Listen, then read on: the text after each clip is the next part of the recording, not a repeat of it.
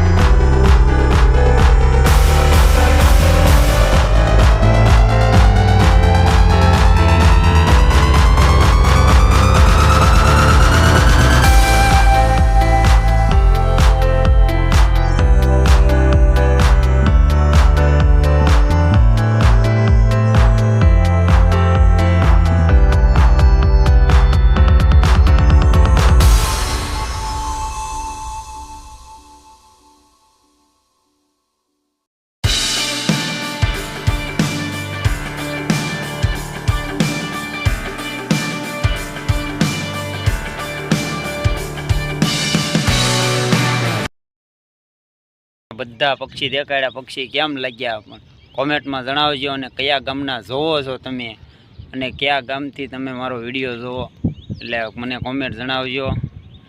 અને લાઈક કરજો. ચેનલમાં નવા હોય તો સબસ્ક્રાઈબ કરજો. અને આપણે આવા નવા વિડીયો બનાવીએ છીએ અને આવા વિડીયો આપણે તમે મૂકવી છીએ. અને જો તમારે જરૂર હોય પક્ષીની તો ઘણા સમયથી એને અનુભવ છે. પક્ષી બહુ ઝાઝા રાખે છે અને અત્યારે સાંજ પડી ગઈ છે એટલે ખોલાય એવું નથી. હું અત્યારે હનુમાન દાદાના જો દર્શન કરવા આવ્યો તો ઉપર એટલે થોડોક કાપ સડી ગયો છે. મેં કીધું વિડીયો તો આપણે તમને કેમ લાગ્યો બતાડવો પડે એટલે મારે તમને પૂછવું પડે. એને ઘણી વેરાયટી છે અને તમારે જો કબૂતર એવા જોયું હોય તો તમતારે મળી રહેશે તમતારે. અને કોન્ટેક્ટ નંબર પણ નીચે આપીશ. તમે એને ફોન કરીને પૂછી જોજો. ગઢડા ગામ છે, હરિપર રોડ છે અને નાળિયેર ધારે રહે છે. અને બહુ ઘણા સમયથી જૂનો અનુભવ છે અને બહુ ઝાઝા સમયથી કબૂતર રાખે છે. એટલે ગઢડાના ઘણા એ છે ને તો એને ખબર જ હશે કે કબૂતર કોણ વ્યક્તિ રાખે છે. આ તો તમે બહાર ગામના હોય તો તમારે જરૂર જોઈ કબૂતર તો તમને મળી રહેશે. અને આવા ને આવા વિડીયો જોવામાં લાઈક કરજો, શેર કરજો અને સબસ્ક્રાઈબ કરજો. અને હું ઘણા સમયથી બ્લોગ નહોતો મૂકતો પણ આજ મૂકું છું. અને હવે આપણે કન્ટિન્યુ દર શુક્રવારે મૂકવી છીએ એટલે આપણે શરૂ રહેશે. અને આપણે જો ધાર ઉપર બેઠા છીએ અને આ મારો પરમ મિત્ર છે નિલેશભાઈ પરમાર. એને હું હારે લઈ જાઉં છું વિડીયો ઉતારવામાં. એ મારી જોડે જ હોય કીધું. અને આપણે આવા નવા વ્લોગ ઉતારવી છીએ. તો હાલો હવે જય માતાજી, જય ભોળાનાથ. અને નવા હોય તો સબસ્ક્રાઈબ કરી દેજો, લાઈક કરજો અને શેર કરજો. અને આવા નવા બ્લોગ આપણે મૂકશું.